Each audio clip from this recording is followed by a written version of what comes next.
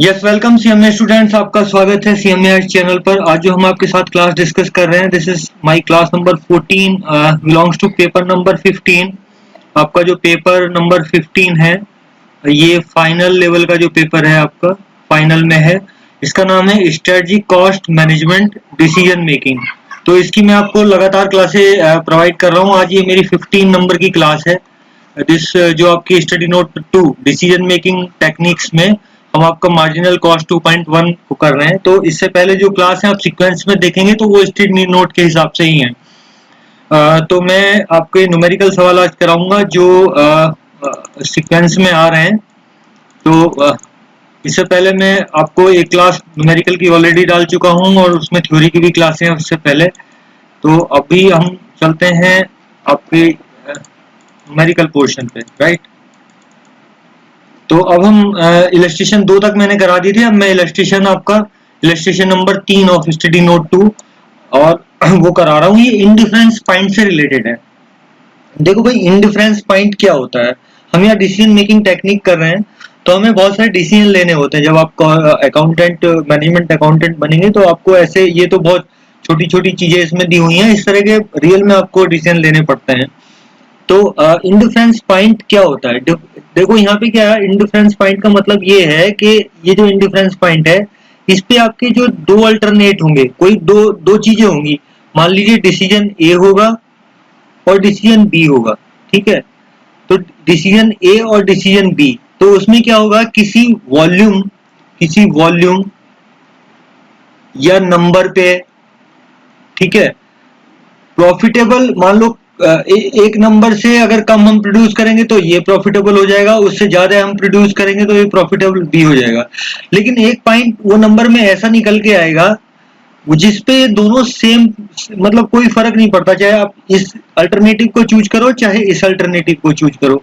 तो आपकी जो जो भी आप पैरामीटर वहां जज कर रहे हैं, प्रॉफिटेबिलिटी, या कई बार प्रॉफिटेबिलिटी को ही समझिए, प्रॉफिटेबिलिटी आप कम, जो भी आप वहां पे जज करना चाहते हैं, वो इन इस पॉइंट्स पे ऐसा एक नंबर यहाँ आ जाएगा, वो उस पे इंडिफरेंस हो जाएगी, मतलब दोनों पे एक ही हो जाएगी, कोई फर्क नहीं पड़ेगा, ठीक है।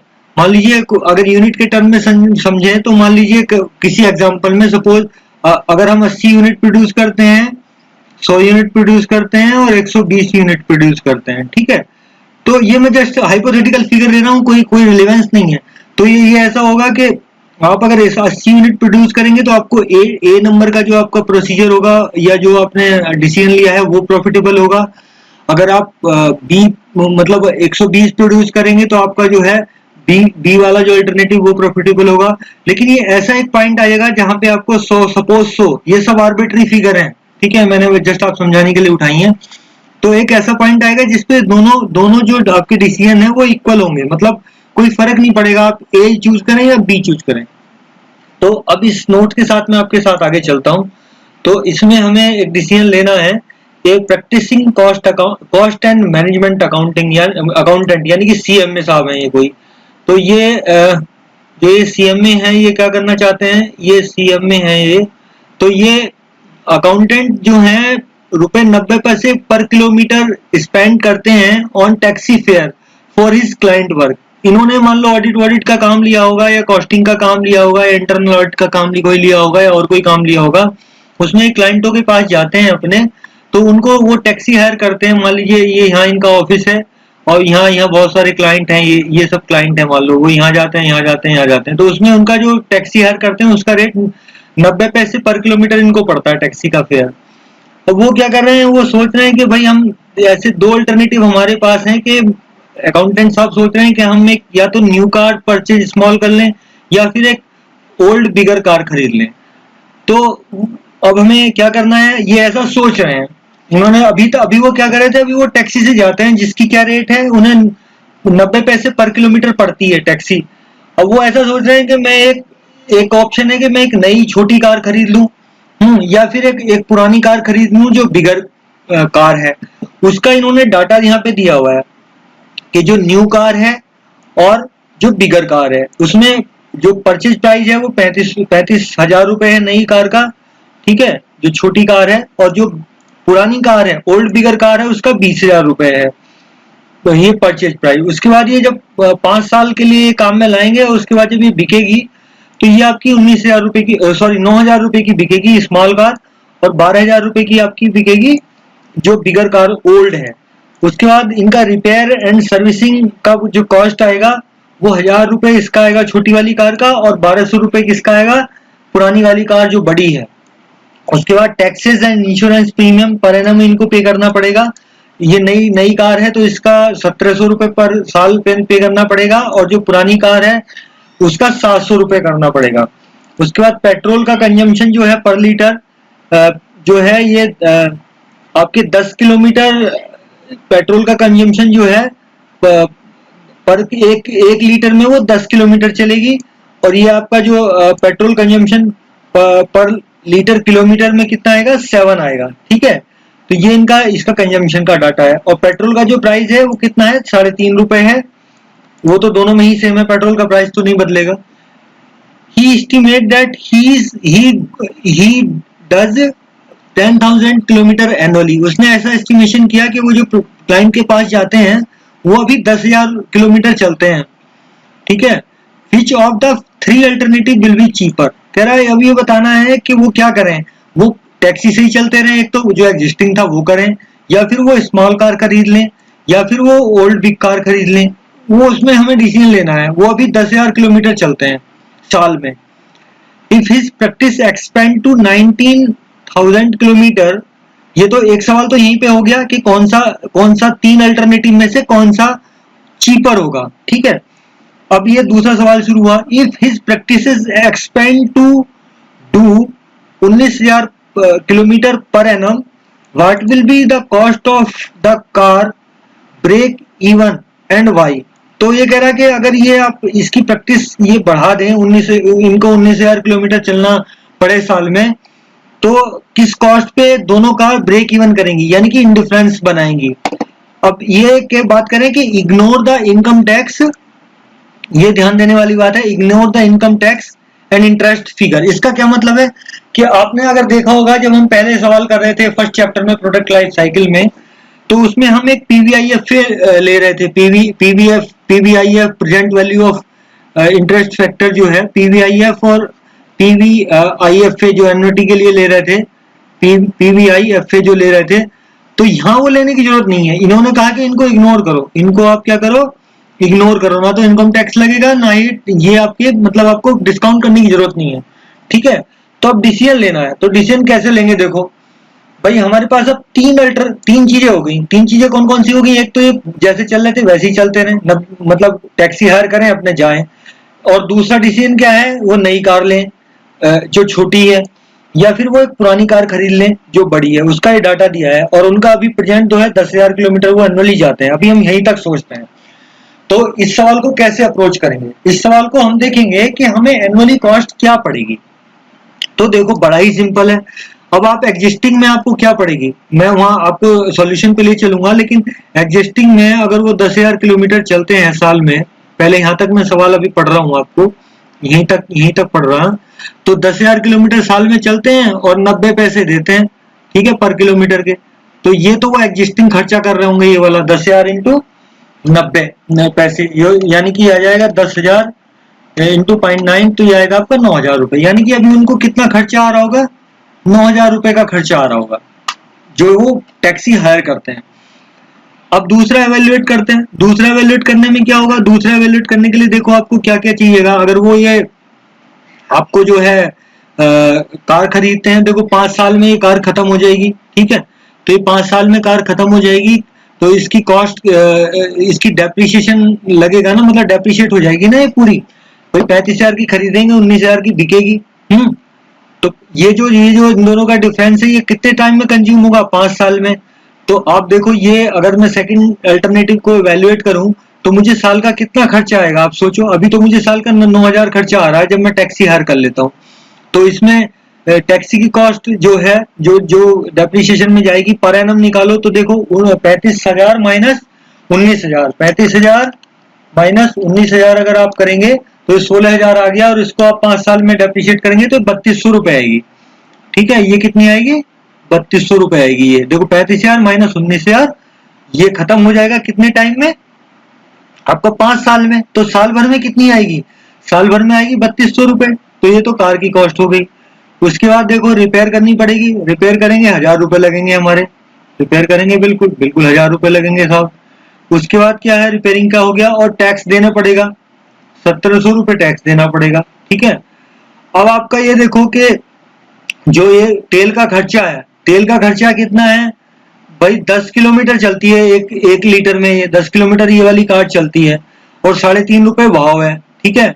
तो 1 किलोमीटर का क्या खर्चा होगा? रनिंग का कॉस्ट वो होगा आपका 3.5 डिवाइडेड बाई 10, तो 35 पैसे ये होगा। ठीक है। ये कितना होगा? 35 पैसे होगा।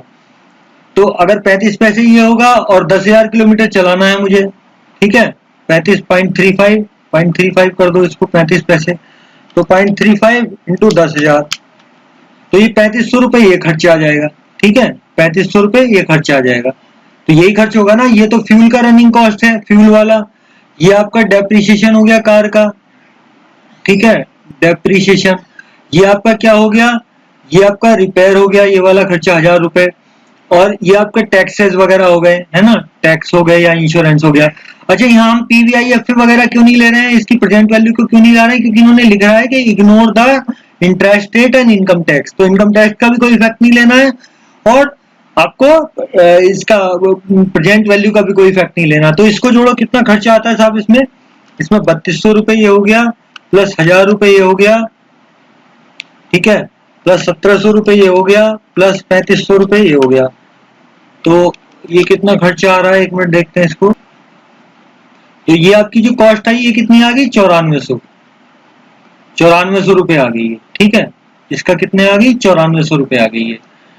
ठीक है, तो ये मैंने एक कार को इवेल्युएट किया, राइट। अब आगे मैं आपको सवाल पे लिए चलता हूँ, इन लोगों ने कैसे सॉल्व किया है। सिमिलरली आप इसको यहाँ अगर करेंगे तो आपका ये वाला खर्चा आप निकाल लो, इस वाले को इवेल्युएट करो, तो डेप्रिसिएशन आपका पर ईयर का कितना आ जाएगा? 20,000 माइनस 12,000, ठीक है, डिवाइडेड बाई 5, तो ये आपका 1600 रुपए तो ये आएगा पुरानी कार के लिए, 1600 रुपए आएगा। इसका जो है 1200 रुपए आपका ये खर्चा है। ठीक है, और इसका आपका ये रिपेयर का और टैक्स का कितना है? 700 रुपए लगते हैं। और ये वाली रनिंग कॉस्ट कितनी आएगी? 3.5 रुपए में चलती है ये, कितनी? 7 किलोमीटर। ठीक है, तो 1 किलोमीटर की आएगी 50 पैसे कॉस्ट। ठीक है, ये कॉस्ट आप निकाल लेंगे आराम से भाई। 3.5 रुपए के पेट्रोल डालने पे 7 किलोमीटर चलेगी, तो 1 किलोमीटर चलने के लिए कितना होगा? 3.5/7, तो ये 50 पैसे इसकी कॉस्ट आएगी। और इसको आप कर दीजिए 10,000 किलोमीटर से। अभी हम तो पहला ही इवेल्युएट कर रहे हैं, तो 0.5 इंटू 10,000, ये कितना आएगा? 5,000 रुपए आएगा। ठीक है, 5,000 रुपए ये आ जाएगा। ठीक है, तो ये टोटल, अगर ये दूसरा ऑप्शन करते हैं तो क्या करना पड़ेगा? 1600 रुपए प्लस 1200 रुपए प्लस 700 रुपए प्लस 5,000 रुपए, इनका ये कॉस्ट आएगा 8500 रुपए। ठीक है, ये कॉस्ट आएगा 8500 रुपए। तो इनको कौन सा अल्टरनेटिव, अगर इनकी हम यहीं तक करें कि कौन सा आपको चीपर है, ये क्या करें? देखो, इसमें टैक्सी हायर करते तो 9,000 रुपए लगते हैं साल में, नई कार खरीदेंगे तो 9400 रुपए लगेंगे, और अगर पुरानी वाली कार खरीद लेंगे तो इनको साल में 8500 रुपए लगेंगे। अब बताओ कौन सा अल्टरनेटिव चूज करना चाहिए? ये वाला अल्टरनेटिव चूज करना चाहिए। अगर इनका क्या है, अगर इनका जो है एनुअली ये 10,000 किलोमीटर चलते हैं। ठीक है, अब मैं आपको सवाल पे लिए चलता हूँ जो इन्होंने सॉल्यूशन दिया होगा। हमारा आया 9,000, 9400 और 8500। ठीक है, तो इनका कहाँ गया भाई? 9,000, 9400, 8500। देखो, पहले आंसर तो हमारे ये आ गए। सिमिलरली इन्होंने यहाँ टैबलेट फॉर्म में किया है। ठीक है, अब ये क्या कहना चाहते हैं? अगर ये 19,000 किलोमीटर चलाएं तो अब इनकी प्रैक्टिस अगर बढ़ जाए और ये 19,000 रुपए किलोमीटर 19,000 किलोमीटर एस्टिमेट करें साल भर में, तो इनका क्या किस तरह से इनका कॉस्ट का होगा और कहाँ पे ब्रेक इवन बनेगा? तो देखो, 19,000 करने में क्या होगा? रनिंग कॉस्ट का ही फर्क पड़ेगा, बाकी तो कोई फर्क पड़ेगा नहीं। ठीक है भाई, अगर ये 19,000 किलोमीटर जाते हैं तो क्या फर्क पड़ेगा? ना तो डेप्रिसिएशन पे फर्क पड़ेगा, ना किसी और चीज पे पड़ेगा, रनिंग कॉस्ट पे फर्क पड़ेगा। तो ये भी मैं इवेल्युएट करके यहाँ आपको दिखा देता हूँ आसानी से। देखो, पहला अल्टरनेट तो था जब आपका ये टैक्सी हायर कर रहे थे। दूसरे में क्या था? आपका न्यू कार। ठीक है, न्यू कार था। और तीसरे में क्या था आपका, ये आपका ओल्ड कार था। ठीक है जी, ये ओल्ड कार था। तो ये थोड़ा लिखने में होगा, आप इसको समझ लीजिए। तो नए कार में क्या खर्चा आएगा मुझे बताओ। नए कार का खर्चा तो सिंपल सिंपल जो आएगा आपका 19,000, 19,000 किलोमीटर, और 19,000 किलोमीटर इंटू 90 पैसे इनके लगते हैं, ये दिए हुए हैं। तो कोई झगड़ा ही नहीं है इसमें। तो 19,000 इंटू 0.90, 19,000 इंटू 0.9, तो ये आ गया 17,000, 17,100। एनुअल कॉस्ट कितनी आ गई इनकी, 17,100। अगर ये 19,000 इनकी प्रैक्टिस 19,000 किलोमीटर पर एनम हो जाती है। इस केस में क्या होगा, देखो डेप्रिसिएशन पे कोई फर्क नहीं पड़ेगा। ठीक है, आपका कितना था 3500, सॉरी 35,000 माइनस 19,000 डिवाइडेड बाई 5, तो ये 3200 रुपये आ रहा था। ये 3200 रुपये डेप्रिसिएशन का कॉस्ट था। ठीक है, और आपका ये रिपेयर एंड मेंटेनेंस का तो 1,000 ही रुपये था, इसमें भी कोई झगड़ा नहीं था। ये आपका टैक्सेस वगैरह 1,700 रुपये थे नई कार के लिए। ठीक है, और आपका ये जो रनिंग कॉस्ट थी वो कितनी थी, 35 पैसे थी। तो 35 पैसे 35 पैसे इंटू 19,000, तो 0.35 इंटू 19,000, तो ये आपका कितना आ गया 6,600 रुपये, 6,650। ठीक है, तो इसको आप जोड़ लीजिए, 6,650 प्लस 1,700 प्लस 1,000 प्लस 3,200। ठीक है, तो ये आपका कितना खर्चा आ गया साहब इसमें, 12,550। ठीक है, 12,550। और इधर कितना खर्चा आएगा, इधर देखो डेप्रिसिएशन कितना होगा, 20,000 minus 12,000 divided by 5, 20,000 minus 12,000 divided by 5, तो ये 1,600 रुपये तो डेप्रिसिएशन का खर्चा आ गया इसमें कार का। ठीक है, रनिंग इसका 1,200 रुपये का जो है इंश्योरेंस है, नहीं सॉरी 1,200 रुपये का रिपेयर एंड मेंटेनेंस है। इंश्योरेंस कितने का है, 700 रुपये का है। और इसकी कॉस्ट कितनी थी, 50 पैसे पर किलोमीटर थी।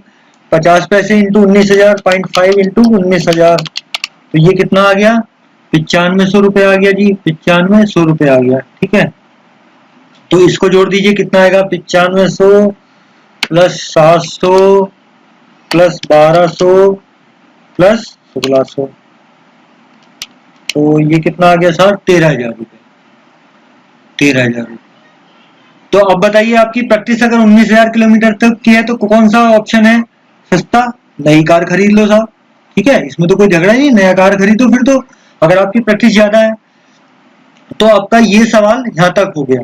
ठीक है, 9,000 पे हमारा कितना हो गया, आपको हमें ये डिसीजन हमारा नई कार खरीद लेना चाहिए। ठीक है, अब क्या करेंगे, अब ये कह रहा है कि इंडिफरेंस पॉइंट और बताना कि ब्रेक इवन कहाँ करेंगे, ये ब्रेक इवन मतलब इंडिफरेंस कहाँ पे करेंगे। तो इंडिफरेंस के लिए तो सिंपल, इसमें जब आपकी जो फिक्स्ड कॉस्ट का अंतर है, ठीक है, जो फिक्स्ड कॉस्ट का अंतर है और जो वेरिएबल कॉस्ट का अंतर है, उस पे आप अगर देखेंगे, जब हम इंडिफरेंस पॉइंट पढ़ते भी थे, मैंने फॉर्मूले में आपको बताया था, या ऐसे पहले भी छोटे छोटे सवाल कराए थे, उसमें क्या हमने निकाला था कि difference in fixed cost, difference in fixed cost बटे डिफरेंस इन वेरिएबल कॉस्ट।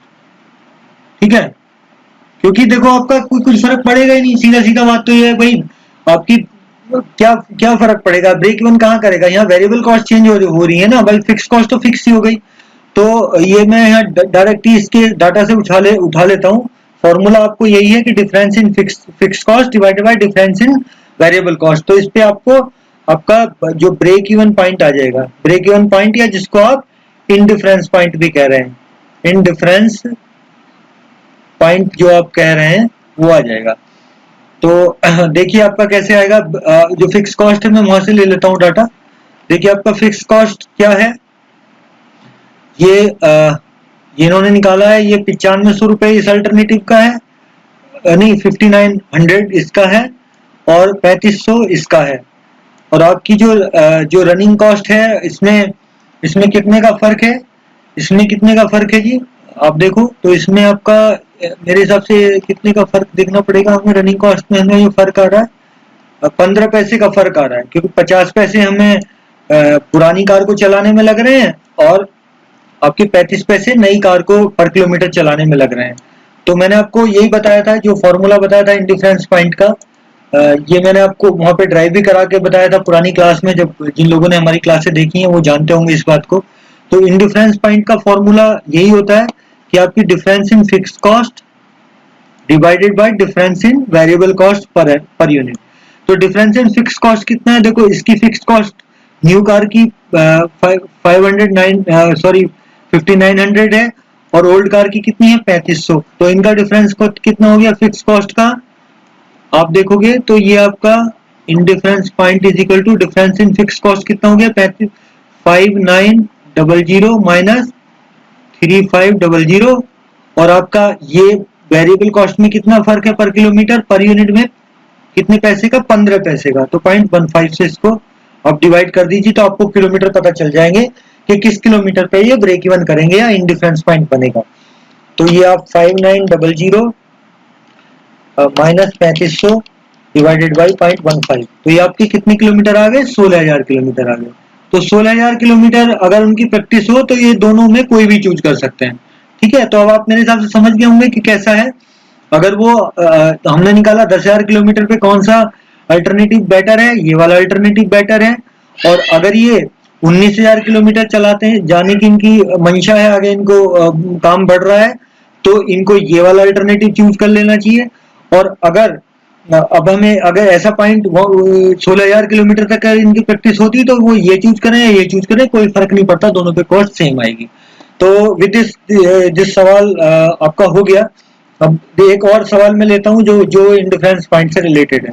तो आपने कॉन्सेप्ट अगर समझ लिया है तो मेरे हिसाब से कोई दिक्कत नहीं, सब में यही दो सवाल आपके हैं इसमें इंडिफरेंस पॉइंट के, इलस्ट्रेशन नंबर 3 और इलस्ट्रेशन नंबर 4। तो इसको भी मैं आपको करा देता हूँ जल्दी से। Study House Limited, a cycle manufacturing company, had drawn up a program for the manufacture of new product for purchase of fuller utilization of its capacity। ठीक है, इन्होंने एक प्लान बनाया है जिसमें ये कैपेसिटी यूटिलाइज करना चाहते हैं। The scheme envisages that the manufacture of baby tricycle fitted with the wall. कह रहे हैं अपनी कैपेसिटी को कैसे यूटिलाइज करेंगे, उसमें बेबी ट्राईसाइकिल बनाएंगे जिसमें एक बेल फिट होगी, एक घंटी लगाएंगे। The company estimate the sale of tricycle is 10,000 during the first year and expect that from the second year onward the sale estimate will 20,000 tricycle. कह रहे अभी ये कंपनी ने ऐसा एस्टिमेशन लिया है कि उनकी ट्राईसाइकिल की जो बिक्री होगी पहले साल में 10,000 होगी, लेकिन दूसरे साल से ये बिक्री जो है 20,000 ट्राईसाइकिल की हो जाएगी। Since the company has no provision for manufacturing the small bells, initially proposed to meet the by way of the purchase at market 8 रुपए का वो घंटी जो लगाएंगे उस ट्राईसाइकिल में बच्चों वाली, वो 8 रुपए की मिलेगी बाजार से। However, if the company desire to manufacture the bell of in its factory, the installation of new equipment, it has the two alternative proposal and under। भाई इनको क्या करना है, ये अपनी कैपेसिटी को यूटिलाइज करना चाहते हैं। वो कह रहे हैं कि हम बच्चों की साइकिल बनाएंगे जिसकी डिमांड इन्हें, ये कह रहे हैं कि 10,000 रुपए पहले साल में रहेगी और उसके बाद सेकंड ईयर से 20,000 ट्राईसाइकिल बिकने लगेंगी। कह रहे उसमें घंटी फिट होती है, वो घंटी जो है हम बनाते नहीं, बाजार में घंटी की जो कीमत है, उस बाजार में घंटी की कीमत जो है वो 8 रुपए की ये घंटी मिल जाती है। लेकिन अगर कंपनी बनाना चाहे घंटी को तो उसको क्या करना पड़ेगा, इंस्टॉल करनी पड़ेगी, या तो ये मशीन इंस्टॉल करें या ये मशीन इंस्टॉल करें। तो उनके पास एक तो सुपर एक्स मशीन है या फिर जनता मशीन है। कह रहे ये दोनों मशीन अगर हम इंस्टॉल कर लें तो हम घंटी बना सकते हैं। तो पहले तो एक ऑप्शन तो ये होगा कि बाजार से खरीद लो, घंटी 8 रुपए की मिल रही है। दूसरा ऑप्शन अगर हम बनाना चाहते हैं तो हमारे पास दो अल्टरनेटिव अवेलेबल है। पहला तो हम ये एक मशीन खरीद लें, सुपर मशीन, और एक जनता मशीन। इसमें आपका क्या है, इनिशियल कॉस्ट मशीन की 3 लाख रुपए है, यस, और इसकी सुपर मशीन की और जनता मशीन की 2 लाख रुपए है। दोनों की लाइफ 10 साल है। Fix overhead and other than depreciation on the machine per annum, कुछ फिक्स ओवरहेड आएंगे, वो 54,000 रुपए के सुपर मशीन में आएंगे और 28,000 रुपए के आएंगे आपकी जनता मशीन में। और वेरिएबल कॉस्ट जो है, एक्सपेंसेस जो है, वो 4 रुपए पर यूनिट आपका सुपर एक्स मशीन में लगेगा और 5 रुपए पर यूनिट जो आपका पर बैल जो लगेगा वो जनता मशीन में लगेगा। ये डेप्रिसिएशन के अलावा कॉस्ट ये है, ठीक है, फिक्स कॉस्ट आपकी और वेरिएबल कॉस्ट ये दी है। Depreciation on the machine should be charge on SLM basis, straight line basis पे चार्ज करना है। तो हमने पहले सवाल में भी एसएलएम पे ही चार्ज किया था। तो अब करना क्या है, ये तो डाटा ही है, ये तो बिल्कुल सिमिलर है उस सवाल के कि भाई 10,000 किलो पहले साल में, 20,000 दूसरे साल में, और बाजार में घंटी मिलती है 8 रुपए की। ये मशीन लगाएंगे तो ये कॉस्ट है, ये मशीन लगाएंगे तो ये वाली कॉस्ट है। ठीक है, करना क्या है, for each of the two level of the output namely 10,000 and 20,000 bell, state the suitable working whether the company should purchase the bell from the market or install the new equipment for manufacture of bell. If your decision in favor of the installation of new equipment, which of the two machines should be installed? कह रहा कि ये क्या करें भाई, 10,000 के level पे और 20,000 के लेवल पे ये बताना है कि बाजार से खरीदते रहें या कंपनी में मशीन लगा दें। अगर मशीन लगाएं तो कौन सी लगाएं, ये लगाएं या ये लगाएं। ठीक है, what would be your decision in case the forecast of requirement from the second year onwards is estimated 40,000 बोल बेल। कह रहा है अगर ये 20,000 का जो हमने बताया था वो अगर एस्टिमेशन दूसरे साल में 40,000 हो तो आपका डिसीजन क्या रहेगा, और किस पे ब्रेक इवन बनेगा, किस पे इंडिफरेंस बनेगा। तो बिल्कुल सिंपल वैसा ही सवाल है जैसा हमने किया था, घबराने की जरूरत नहीं है, वैसे ही करना है इसको। तो सबसे पहले आपके पास लेवल हो गए 3। लेवल 3 कौन कौन से हो गए आपके पास, एक तो डिसीजन हो गए 3 और लेवल भी हो गए 3। तो पहले मैं इतने सवाल को अप्रोच करूं क्या, इतने वाले को। ठीक है, इतने वाले को कर लेता हूं। चलो देखो, आपका क्या है, 10,000 पे क्या आएगा, 10,000 पे क्या कॉस्ट आएगी और 20,000 पे क्या कॉस्ट आएगी, ये हमें निकालना पड़ेगा। तो अगर हम देखो 10,000 घंटी बनाते हैं, ठीक है, बाजार से खरीदते हैं, तो या तीनों को ही करके दिखा दूं जैसे इन्होंने किया है। चलो मैं इनकी तरह से समझा देता हूँ। देखो इन्होंने इस तरह से किया हुआ है, इसको मैं उतना ही दिखाता हूँ जितने में आप समझ पाए। इनके पास 3 अल्टरनेटिव है, 10,000 पे, 20,000 पे और 40,000 पे। इन्होंने तीनों सवाल को मिक्स करके बता दिया। आप अलग अलग भी कर सकते हैं, जैसे मैंने आपको ऊपर करके बताया था। मैं इसी के तरीके से समझा देता हूँ। तो 10,000 अगर मार्केट से खरीदेंगे तो कोई झगड़ा ही नहीं है भैया। 10,000 कितने का आ जाएगा, 80,000 की आ जाएगी, तो 80,000 की आ जाएगी आपकी। तो पहला अल्टरनेटिव तो ये है, मार्केट में जाओ और भैया ये 10,000 पहले साल के लिए 80,000 पे खरीद लो। अच्छा, अगर हम ये मशीन लगाते हैं सुपर वाली और जनता वाली, ठीक है, तो हमारा क्या होता है। तो पहले हम 10,000 के लिए मैं बात कर रहा हूँ, इतने के लिए, ये आपका इतने के लिए, ठीक है। तो आपका 10,000 में जनता, और इसके लिए क्या आपका ऑप्शन है, ये वाला। ये इतने सवाल की मैं बात कर रहा हूँ, अभी आपको मैं ड्रॉ कर देता हूँ इतने सवाल की। ये इतना सवाल आप समझिए, पहले 10,000 लेवल के लिए है। तो 10,000 अगर प्रोड्यूस करने हैं, 8 रुपए की एक घंटी मिलती है बाजार में, 8 रुपए की एक घंटी मिल रही थी, आप गए, आपने 8 इंटू 10,000 कहा, तो आपको 80,000 ये आंसर आ गया। ठीक है, तो आपकी 80,000 कॉस्ट आ गई। अब ये वाली मशीन थी सुपर और ये थी जनता, ठीक है, और ये लेवल ऑफ आउटपुट है 20,000, 40,000। तो तीनों सवालों को एक साथ इन्होंने मर्ज कर दिया यहाँ पे। तो डेप्रिसिएशन कॉस्ट कितनी आएगी आपकी, देखो डेप्रिसिएशन कॉस्ट आपकी दी हुई है भाई। आपका 3 लाख की मशीन है, 10 साल चलेगी, तो कितनी हो गई, 3 लाख डिवाइडेड बाय 10, साल भर में 30,000। ये 2 लाख की मशीन है, 10 साल चलेगी, तो कितनी होगी भैया, 2 लाख डिवाइडेड बाय 10, तो 20,000। तो आपकी डेप्रिसिएशन कितना हो गया, सुपर मशीन का 30,000 और जनता मशीन का 20,000। उसकी डेप्रिसिएशन के अलावा फिक्स कॉस्ट डायरेक्ट दी हुई है 54,000 रुपए, 28,000 रुपए, 54,000 रुपए, 28,000 रुपए। ठीक है, तो ये आपकी दोनों फिक्स कॉस्ट हो गई। ये वाली जो है आपकी इस ऑप्शन के लिए ये दोनों फिक्स कॉस्ट हो गई, तो 84,000 रुपए आ गई है।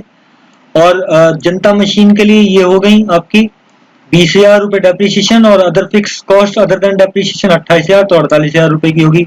अच्छा, वेरिएबल कॉस्ट कितनी हो गई, वेरिएबल कॉस्ट इसके लिए 4 रुपए पर यूनिट थी और इसके लिए 5 रुपए पर यूनिट थी। तो आपने 10,000 रुपए बनानी थी, तो 40,000 इसके लिए हो गई और 50,000 रुपए इसके लिए हो गई।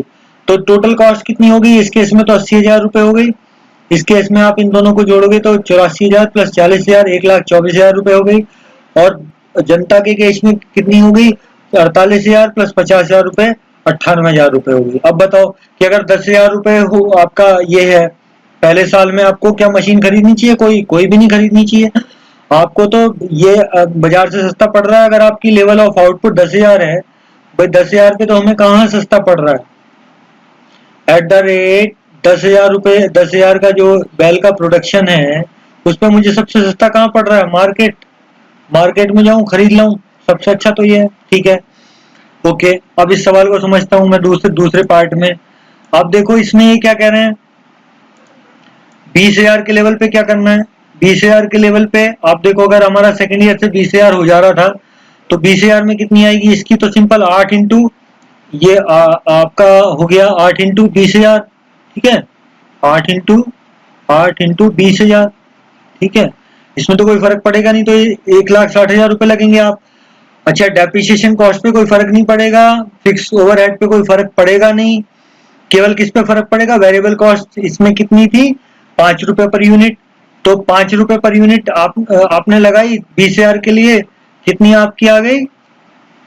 वेरिएबल कॉस्ट आपकी कितनी आ गई? 20, सॉरी, इस वाले में 4 रुपए पर यूनिट थी, इस वाले में 5 रुपए पर यूनिट थी।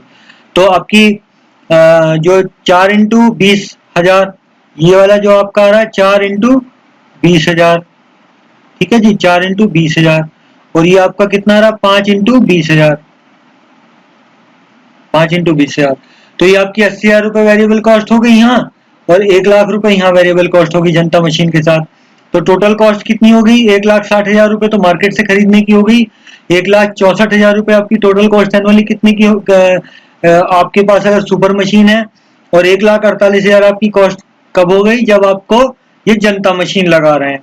तो इस केस में हमें क्या करना चाहिए? 20,000 अगर हमारी डिमांड आ रही है सेकेंड ईयर से, तो हमें मशीन जनता वाली खरीदनी चाहिए, क्योंकि हमारी टोटल कॉस्ट यहाँ पे कम है। अच्छा, अब ये क्या कह रहा था कि अगर सेकंड ईयर से, वो ये कह रहा था कि फर्स्ट ईयर में तो 10,000 रुपए है ही है, सॉरी 10,000 बैल है ही है। सेकंड ईयर में ये कह रहा है कि अगर 20,000 की बजाय, अगर 20,000 की बजाय अगर प्रोजेक्शन 40,000 का होता, तो क्या डिसीजन होता?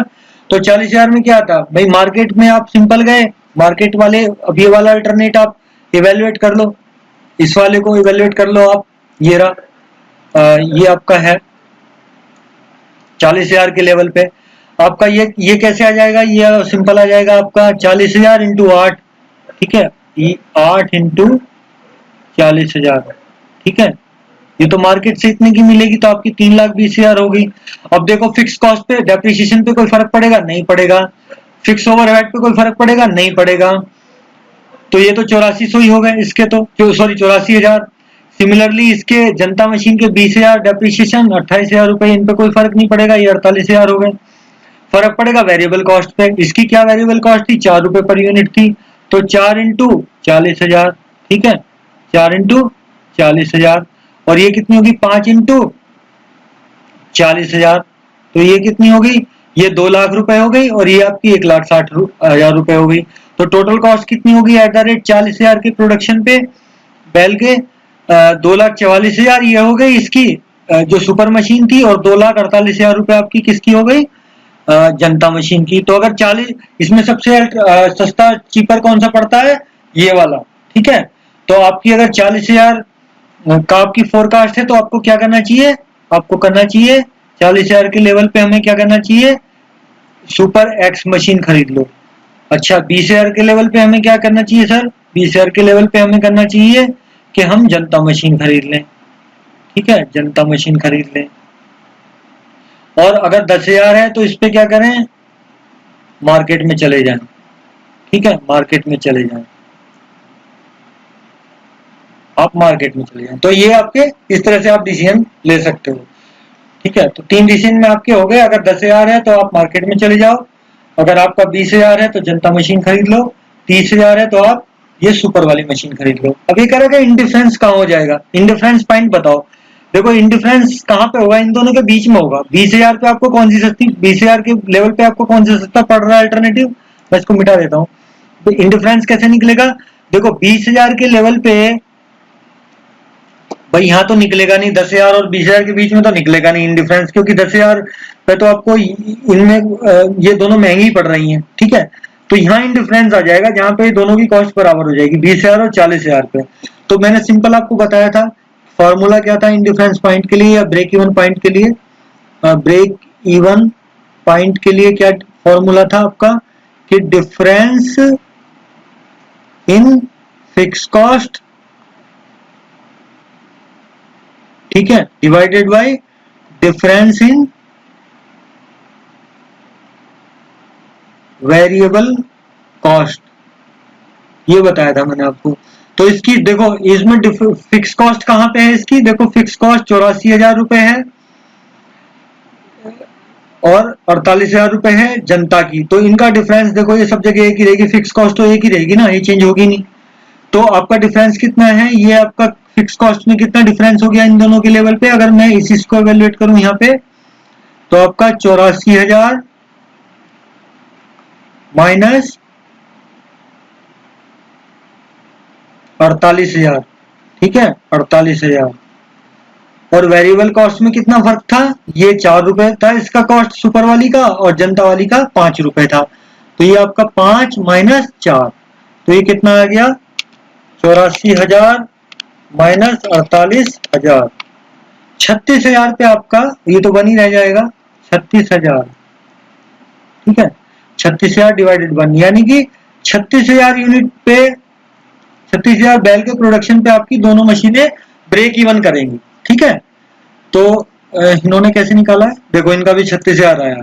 तो इन्होंने देखो यहाँ डिसीजन लिख दिए हैं जो हमने ऊपर आपको समझाए थे कि 10,000 के लेवल पे मार्केट में चले जाओ, 20,000 के लेवल पे जनता मशीन को लगा लो, 40,000 के लेवल पे सुपर मशीन को लगा लो। डिफरेंस आपका ब्रेक इवन कहाँ पे बनेगा या इंडिफरेंस कहाँ पे बनेगा, 36,000 यूनिट पे आपका इंडिफरेंस बन जाएगा, ठीक है। तो आपका ये मैंने 2 सवाल इंडिफरेंस के कराए, अगली क्लास में आपको मैं प्रोडक्ट मिक्स के सवाल कराऊंगा, ठीक है। Thank you very much.